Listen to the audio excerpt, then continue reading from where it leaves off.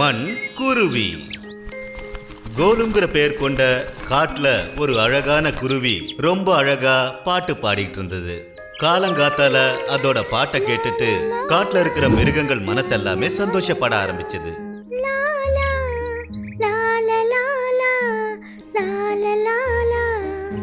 எனக்கு எவ்வளவு அழகான சுரம் இருக்கு, இந்த சுரத்தை கொடுத்தது அந்த கடவுள்தான், அந்த கடவுளுக்கு நன்றி. அதோட பாட்டை கேட்டுட்டு மற்ற பறவைகள் எல்லாமே ரொம்ப சந்தோஷமா பாடி ஆட ஆரம்பிச்சது. எப்பவும் இந்த விஷயத்தால எல்லாருக்கும் சந்தோஷம் கிடைச்சது. ஆனா மெல்ல மெல்ல மத்தவங்க பாராட்டுறத கேட்டுட்டு இப்ப கோலுவுக்கு திமிர் பிடிக்க ஆரம்பிச்சது. அது எப்பவும் தன்னைத்தானே பெருமையா பேசிக்கிட்டு இருக்கும். மத்தவங்களை அது மதிக்கவே மதிக்காது. அது பாடுறத கேட்டுட்டு எல்லாமே சந்தோஷப்பட்டுச்சு. ஆனா அதை பாராட்டி பாராட்டி எல்லாமே இப்போ சோர்ந்து போயிடுச்சு.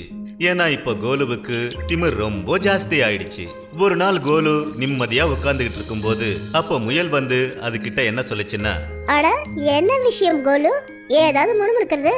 இன்னைக்கு என்னோட பிறந்த நாள், எனக்கு ரொம்ப ஆசையா இருக்கு, கொஞ்சம் ஏதாவது பாடேன். ரொம்ப திமிரோட கோலு பதில் சொல்லிச்சு.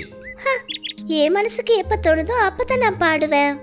உன்னோட பிறந்த நாள், நீ படிக்க, உனக்கு என் மேல கொஞ்சம் கூட அர்த்தம் ஏன் இல்ல. நான் சும்மாவே எல்லாரும் முன்னாடி எல்லாம் பாட முடியாது, புரிஞ்சுதா? என்னோட பாட்டை கேட்கணும்னா எனக்கா காத்துக்கிட்டு, எனக்கு எப்ப மனசுக்கு தோணுதோ அப்பதானே பாடுவேன். கோலுவோட இந்த நடவடிக்கையை பார்த்துட்டு முயல் அங்கிருந்து அமைதியா போயிடுச்சு. மெல்ல மெல்ல இந்த விஷயம் காடு மொத்தமும் பரவிடுச்சு. அதாவது குருவி இப்போ முன்ன மாதிரி இல்ல, அதுக்கு இப்ப திமிர் அதிகமாயிடுச்சுன்னு. ஒரு நாள் அந்த குருவிக்கு மழைக்காலத்துல பாடணும்னு ரொம்ப ஆசையா இருந்தது. அதால அந்த அளவுக்கு பறக்க முடியல, ஏன்னா மழை பெஞ்சுக்கிட்டு இருந்தது. அதனால அது ஒரு மரத்து மேல உட்காந்து பாட்டை முணுமுணுக்க ஆரம்பிச்சது. ஆனா அதே மரத்துக்கு கீழே ஒரு முனிவர் ஆழ்ந்த தவம் பண்ணிக்கிட்டு இருந்தாரு. அவர் தவம் செய்யும் போது அந்த குருவி பாடுறது அவருக்கு ரொம்ப தொந்தரவா இருந்தது. யார் இது இவ்வளோ சத்தம் போட்டு பாட்டு பாடுறது?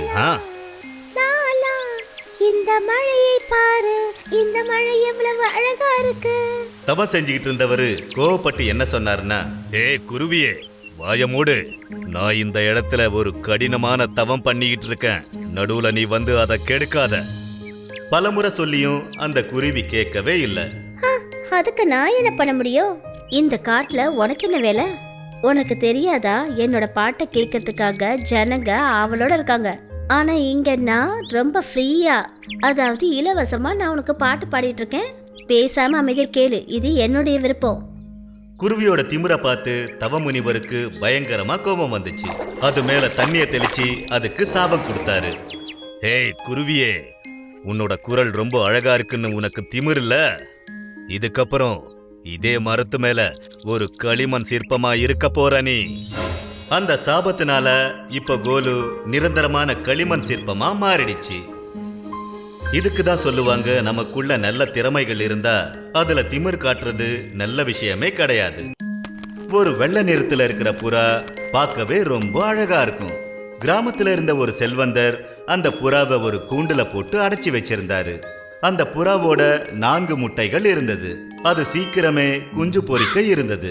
காக்காவுக்கு அந்த புறான்னா ரொம்ப பிடிக்கும். அதனால அடிக்கடி அந்த காக்கா அந்த புறா கிட்ட வந்து பேசிக்கிட்டு இருக்கும். எப்படி இருக்கறப்பா? இந்த கூண்டுக்குள்ள வாழ்க்கை எப்படி போய்கிட்டு இருக்கு? நான் நல்லா தான் இருக்கேன். என்ன, என் குஞ்சுகள் வெளியே வர்றதுக்காக தான் காத்துட்டு இருக்கேன். இவங்க வந்துட்டாங்கன்னா அப்புறம் வாழ்க்கை ரொம்ப நல்லா இருக்கும். அது மட்டும் இல்லாம இந்த கூண்டுக்குள்ள ரொம்பவே மூச்சு அடைக்குது. வெளியில போய் சுத்தணும்னு ரொம்ப ஆசையா இருக்கு. ஆனா என்னோட லாலா ரொம்ப நல்லவரு, என்ன ரொம்ப அக்கறையா பாத்துக்கிறாரு. அப்புறம் நீ சொல்லு, நீ எப்படி இருக்க? காக்கா சொல்லிச்சு, நானும் நல்லதா இருக்கேன். உன்னை பார்க்கணும்னு எனக்கு தோணுச்சு, அதான் உங்ககிட்ட பேசுறதுக்காக வந்தேன். இப்பெல்லாம் அழகா இருக்கிற எல்லா பறவைகளையும் எல்லாரும் அதுங்களை பிடிச்சு கூண்டுக்குள்ள போட்டு அடைச்சிடுறாங்க. எங்களை மாதிரி காக்காங்களை மட்டும் விட்டுறாங்க. உனக்கு தெரியுமா, நாங்க கருப்பா இருக்கிறதுனால இது ஒண்ணுதான் எங்களுக்கு பிரயோஜனம். எங்களை பிடிச்சு யாரும் அடைச்சு வைக்கிறதுக்கு விருப்பப்பட மாட்டாங்க. அப்புறம் உனக்கே தெரியும் எங்களோட குரல் எல்லாம் எப்படி அவசரமா இருக்கும்னு. நாங்க கா கான்னு கத்துறது வீட்டுல வேலை செய்யறவங்களுக்கு ரொம்ப கஷ்டமா இருக்கும். அதனாலதான் யாருமே எங்களை ஏத்துக்கவே மாட்டாங்க.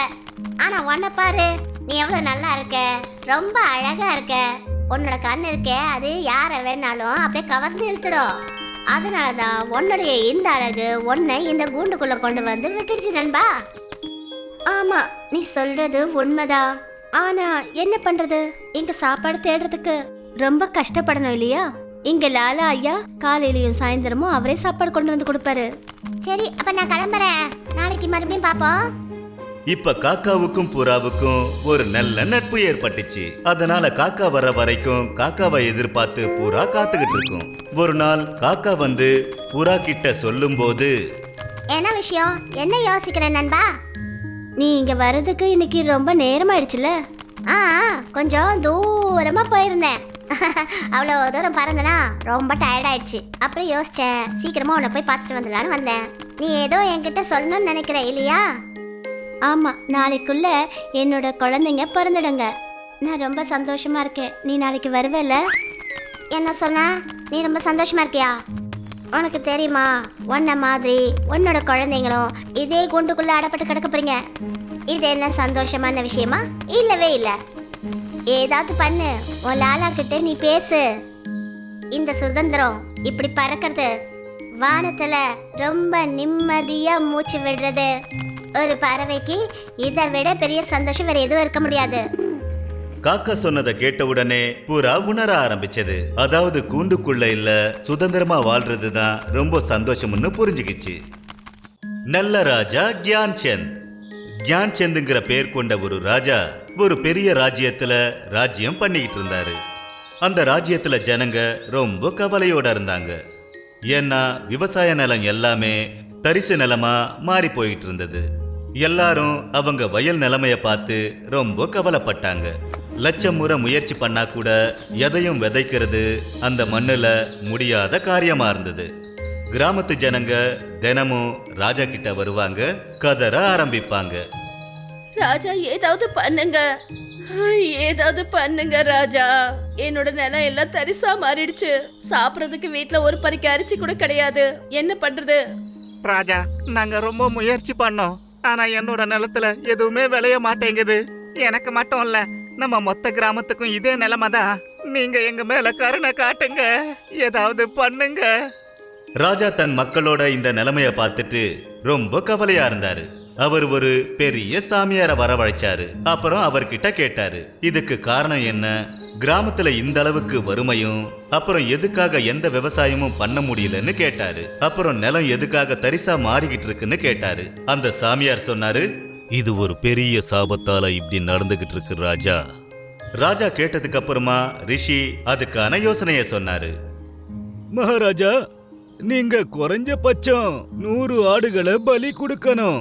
அப்பதான் தரிசா இருக்கிற நிலம் எல்லாமே வளமா மாற ஆரம்பிக்கும். ராஜா சாமியார் சொன்னதும் ரிஷி சொன்னதும் கேட்டுக்கிட்டாரு.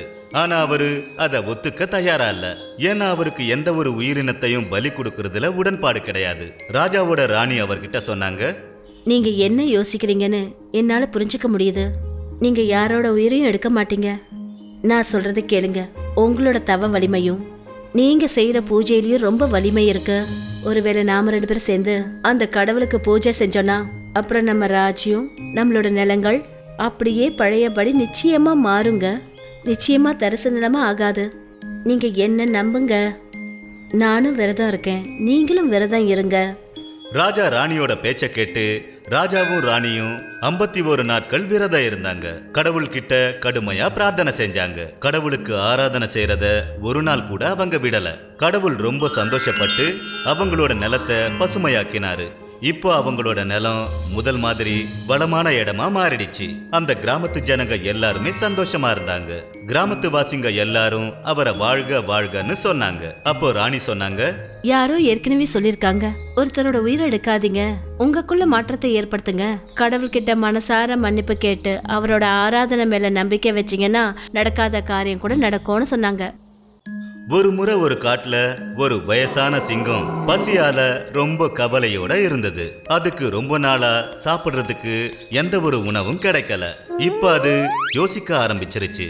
இப்ப நாம நம்ம மூளைய தான் பயன்படுத்தணும். உடம்புல எனக்கு சக்தியே இல்லாம போயிடுச்சு. இப்ப நான் என்ன பண்றது? உணவே என்ன தேடி வர்ற அளவுக்கு நான் என்ன பண்றது? அந்த சிங்கத்துக்கு வயசு என்னமோ ஆயிடுச்சு. ஆனா இன்னைக்கும் அது வேட்டையாடுறத மறக்கவே இல்லை. அப்புறம் அது ஒரு சேத்துக்குள்ள போய் நின்னுடுச்சு.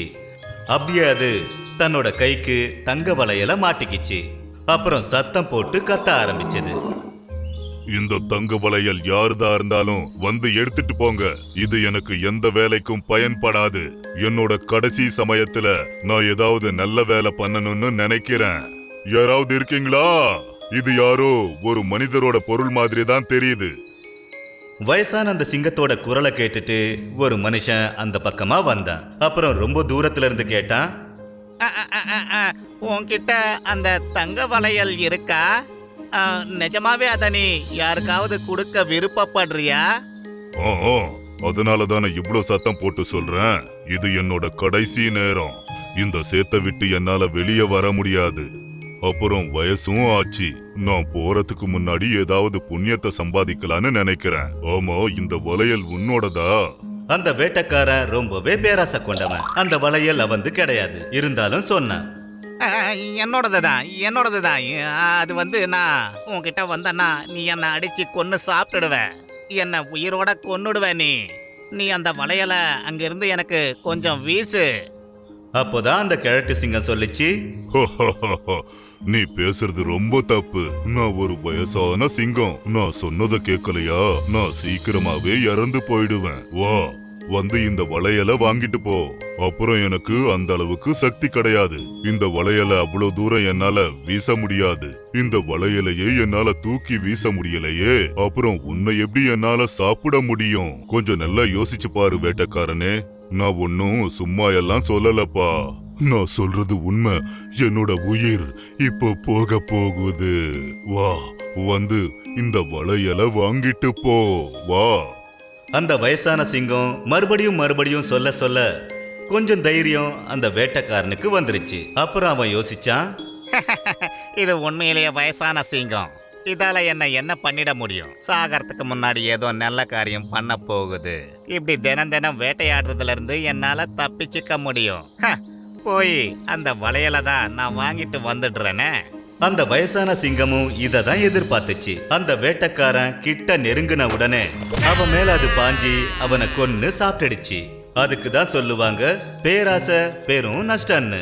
தன்னோட மூளைய பயன்படுத்தி சிங்கம் ஒரு வேட்டைக்காரனையே வேட்டையாடிடுச்சு. ஆனா வேட்டைக்காரனால வேட்டையாட முடியலையே. அப்படியே தலைகீழா அவனோட பேராசையால அவனே செத்துட்டான்.